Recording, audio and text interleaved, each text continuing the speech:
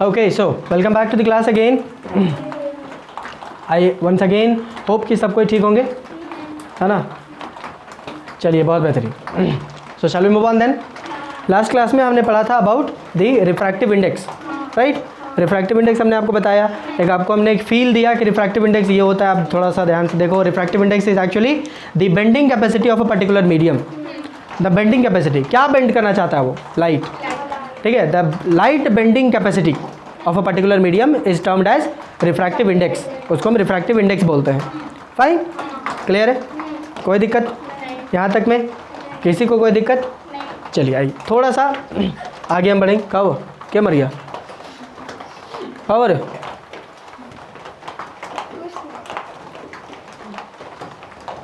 चलिए बढ़े. कोई दिक्कत है? नहीं ना? चलिए आइए देखो. सपोज दैट कि हमारे पास एक मीडियम है ए और दूसरा मीडियम है बी. ठीक, लाइट जो है वो ऐसे आता है, सुई सुई सुई सुई, और ऐसे चला जाता है. सपोज दैट बेंडिंग दिख रहा है कि नहीं दिख रहा? देख रहा है बेंड हुआ है. हाँ, बहुत अच्छा, दिखना भी चाहिए. ये है आई और ये है आर. ठीक, कोई दिक्कत? ओके, आइए यहाँ पे रिफ्रैक्टिव इंडेक्स. रिफ्रैक्टिव इंडेक्स, आइए सपोज दैट जो माने उसको कर लेते हैं. Let there be two media. Media नहीं, मीडियम. मीडियम, मीडिया तो सिंगुलर होता है ना रे. Medium. Let there be two mediums A and B. ठीक है, and the light is travelling from A to B. A to B चल रहा. ठीक है, इफ दिस इज हैपनिंग, अगर ऐसा है then we can clearly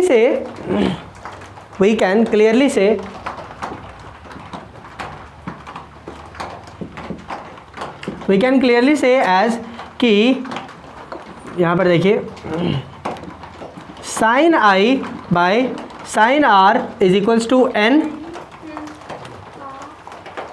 ठीक, sin i by sin r is equals to n. या सिंपली थोड़ा सा और यहाँ पे कर ले एक बार और. Refractive index of medium B with respect to medium A. ठीक है, refractive index of medium B with respect to medium A will be termed as, हम जानते हैं कि sine i by sine r is equals to refractive index होता है, is equals to refractive index होता है. फाइन, तो हम इसमें क्या लिख सकते हैं? Refractive index of B with respect to A, with respect to A is equals to हम यहाँ पे क्या लिखते हैं बताइए? Speed of light in A divided by speed of light in B. सही बात? ओके, ये इसको हम मानते हैं नंबर 1. ठीक, साथ ही साथ refractive index of B with respect to A can be written as again sine i by sine r. नहीं लिख सकते हैं? आराम से लिख सकते हैं. यही तो डेफिनेशन था, यहीं से तो आया है. इसको छोड़ देंगे तो फिर तो जमाना ख़त्म. वेयर आई जो है वो मीडियम ए का होना है और आर जो है वो मीडियम बी का होना है. माने आर जो आई मीन मीडियम बी हम किसको लेंगे? जहाँ रिफ्रैक्शन हो रहा होगा. जिस मीडियम में रिफ्रैक्शन हुआ है वो है हमारा मीडियम बी, और जिस मीडियम में इंसिडेंट हुआ है वो है मेरा मीडियम ए. क्लियर है? ये कॉन्सेप्चुअल चीज़ आपको पकड़ना है. अभी हम बोल रहे हैं तो बहुत आसान लग रहा है, देख के चीज़ तो है. क्वेश्चंस बनाते समय बुद्धि हरियर हो जाएगा, समझे? तो इसको ध्यान में रखिएगा कि एंगल ऑफ इंसिडेंस हम किसका लेंगे और एंगल ऑफ रिफ्रैक्शन हम किसका लेंगे. एंगल ऑफ इंसिडेंस हम उसका लेंगे जहाँ से लाइट आ रहा है, और रिफ्रैक्शन उसका लेंगे जिसका हम जा रहा है, जिसका जहाँ पर रिफ्रैक्शन हो रहा हो या लाइट जहाँ से जा रहा है, जहाँ तो आई मीन या यूँ कहो कि जिधर जा रहा है, वैसा कुछ. क्लियर है ये वाला? ठीक है, let it be number 2. Fine. Clear है? कोई दिक्कत? चलिए चलिए आगे बढ़े। क्लियर है? कोई दिक्कत नहीं ना? फाइन, कोई दिक्कत? ग्रेट। अब यहाँ पर आओ, हमने क्या जाना कि refractive index of B with respect to A is equals to speed of light in A divided by speed of light in B. ये हम जानते हैं, कोई दिक्कत नहीं ना? क्या हम इसको ऐसा लिख सकते हैं, refractive index of B with respect to A is equals to speed of light in A, बोले तो लेट अस से कि उसका स्पीड वी ए होगा, velocity of light in A या speed of light in A divided by speed of light in B. कोई दिक्कत नहीं ना? ओके ठीक, कोई दिक्कत नहीं यहाँ तक। Now we know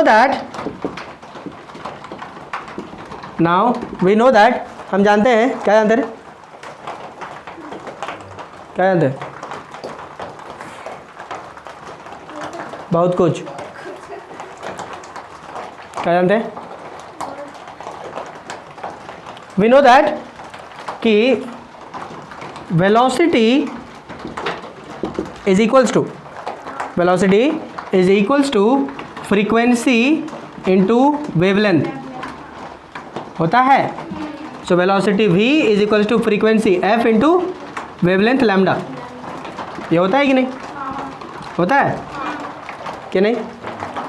so putting these things over here we get, यहाँ पे देखो, refractive index of b with respect to a is equals to velocity of a, देखो यहाँ पे ध्यान से था, मिटा देंगे फिर बाद में। Velocity of a is equals to frequency of a into wavelength of a। सही बात है कि नहीं? तो वी ए के जगह पे हम ये लिख सकते हैं frequency of a into wavelength of a, right, divided by देखो velocity of b is equals to frequency of b into wavelength of b। सही बात? चलो इसको अब हम मिटा दे रहे, समझ गए कि नहीं? So frequency of b into wavelength of b। Fine, कोई दिक्कत? आइए, वी ऑल्सो नो दैट, यहाँ पे देखो, वी ऑल्सो नो दैट, कितना जानते हैं हम लोग। वी ऑल्सो नो दैट, क्या जानते रे? वी ऑल्सो नो दैट कि वाइल मूविंग या while travelling from one medium to the other medium, the frequency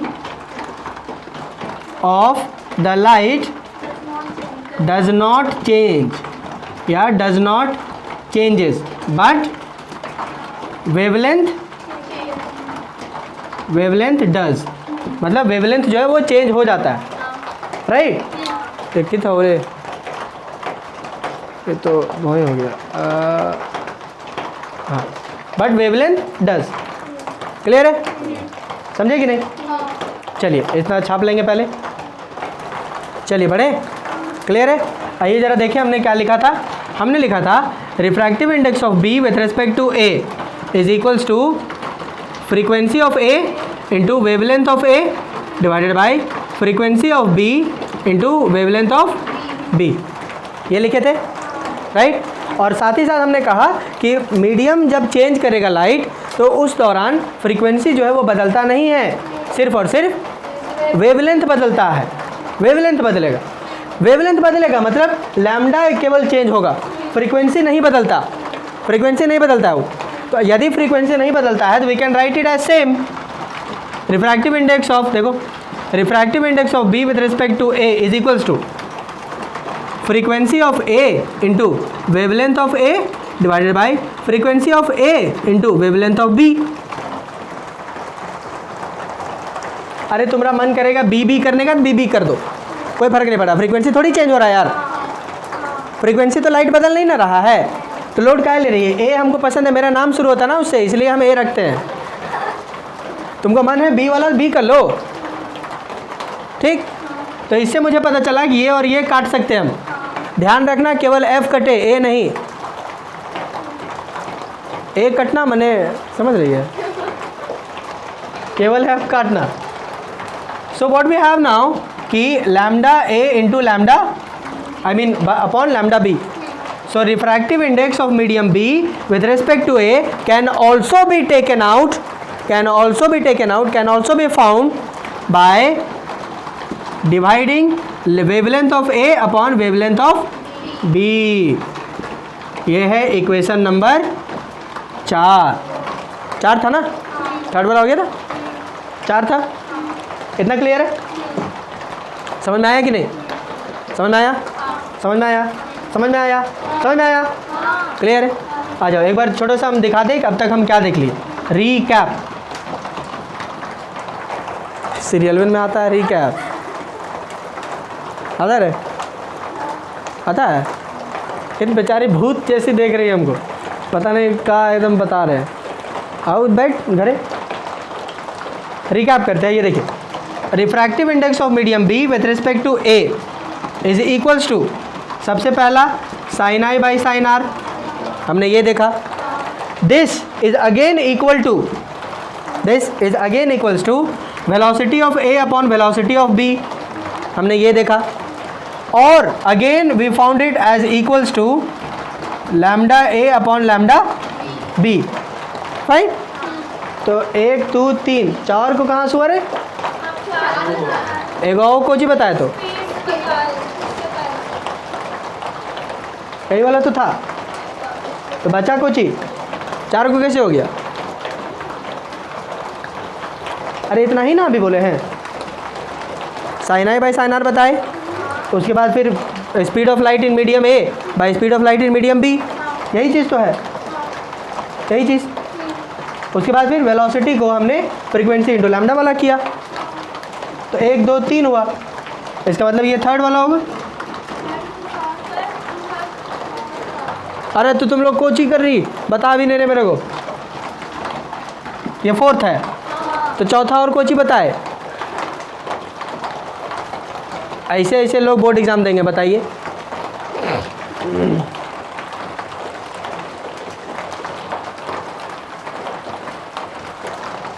चलिए ठीक है, आप एडजस्ट कर लीजिएगा उसके अनुसार, ठीक है। जब आप नोट्स बनाइएगा उस समय एडजस्ट कर लीजिएगा। फाइन, चलिए ठीक, मिटा दे इसको, कोई दिक्कत? चलिए ठीक है, आप एक बार जो है वो नंबरिंग वगैरह एक बार देख लेना, ठीक है। अगर सेम नंबरिंग होगा तो उसको ये कर लीजिएगा। फाइन, क्लियर है? इतना बातें क्लियर हुआ? Lambda A upon lambda B, कोई दिक्कत इसमें? कोई दिक्कत नहीं ना? अब आइए यहाँ पे, आपको याद है हमने कहा था अगर मान लीजिए कि if I say it like कि refractive index of medium M और आगे कुछ ना लिखे, तब क्या होगा? एयर। सही बात है। इसका मतलब है कि I can write it as कि speed of light in air by speed of light in medium, which means that कि I can clearly write it as C upon V. लिख सकते हैं सी अपॉन वी, कोई दिक्कत तो नहीं यहाँ पे? मार दे हम सी अपॉन वी, फाइन ना? मतलब इस मीडियम का ये एब्सोल्यूट रिफ्रैक्टिव इंडेक्स है कि नहीं? एब्सोल्यूट रिफ्रैक्टिव इंडेक्स है कि नहीं? सही बात बोल रहे हैं हम। Similarly if I would write refractive index of A, medium ए, वहाँ पे था ना रे, ये मीडियम ए था और ये मीडियम बी, क्या मिटा दी इसको रे बॉम्बी? Refractive index of medium A can be written as C upon V A, absolute refractive index. बोलो, बोल सकते हैं ना? बोल सकते हैं कि नहीं? अरे so this can be done, okay, गजब, ग्रेट। इट इम्प्लाइज दैट, क्या हम इसको ऐसे लिख सकते हैं? देखो तो velocity of A is equals to C upon N A, I mean refractive index of A, C upon refractive index of A. देखो ना, इसको यहाँ कर दिया, इसको यहाँ, कोई दिक्कत है क्या? नहीं ना, फाइन। अगेन घूरी घूरी, refractive index of B can be written as, तुम बताओ। नहीं रे, ऐसा वाला बोलना, सी अपॉन वी बी। बोलो सही बात है कि नहीं? तो इसका मतलब है कि again I can write V B is equals to C upon N B. बोलो सही बात? ओके, अगेन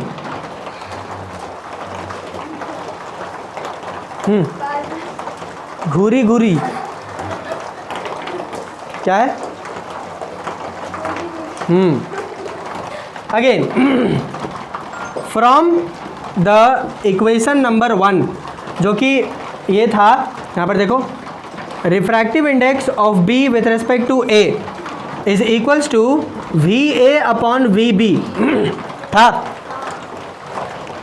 वी ए जो है, V A can be written है सी अपॉन एन ए। देखो, C by N A, I mean refractive index of A, divided by V B, और V B can be written है C upon N into refractive index of B. इसको क्या लिख सकते हैं हम लोग? देखो, I can write it as C upon N A into N B upon C. बोलो सही बात? और ये हुआ इसका सीसी बोतल ख़त्म, ठीक। So what it comes over here is N B upon N A. बोलो सही बात? इसका मतलब this is equal to this, so this is equal to this, so this by this. अब जरा यहाँ पर देखो, कुल मिला के हम क्या बोल रहे हैं कि refractive index of medium B with respect to A is equals to ये वाला refractive index, absolute refractive index of B upon absolute refractive index of A. ये हुआ मेरा इक्वेशन नंबर 5। नंबर मतलब देख लेना जो भी होगा, ठीक है। अब देखो, बाकियों में और इसमें क्या अंतर है? बाकियों में और इसमें क्या अंतर है? अंतर ये है कि अब तक हम क्या कर रहे थे कि जिसके इज्जत में रख रहे थे उसको न्यूमरेटर में था, देखो। लेकिन as soon as we shift to the absolute refractive index, जैसे ही हम एब्सोल्यूट रिफ्रैक्टिव इंडेक्स में शिफ्ट कर रहे हैं, तो जिसके सम्मान में है उसको नीचे रखना है और जिसके लिए निकालना है उसका ऊपर है। देखो, refractive index of medium B with respect to refractive index of medium A. समझ में आया कि नहीं? क्लियर है? बुझाया? कोई दिक्कत? कोई दिक्कत? चलिए, बहुत बेहतरीन। इसको फिर से हम लोग छाप लेंगे। आइए जरा एक बार फिर से रिकैप कर लें, देखें हम क्या पढ़ें। एक बार देख लीजिएगा, उसमें कोई इशू होगा तो, ठीक है। हमने क्या जाना है? Refractive index of medium B with respect to A is equals to, सबसे पहले हमने जाना sine i by sine r कर दीजिए, ठीक। उसके बाद हमने वेलोसिटी के टर्म में जाना, V A upon V B it is equals to lambda A upon lambda B. बोलिए सही बात? उसके बाद हमने जाना N B upon N A, ये चेंज है, बाकी सब ठीक। मेरे हिसाब से हमको इतना ही याद आ रहा। 5वां नंबर कहाँ है रे? एक बार देख लेना, 1 2 3 4, चारे को दिख रहा हमको।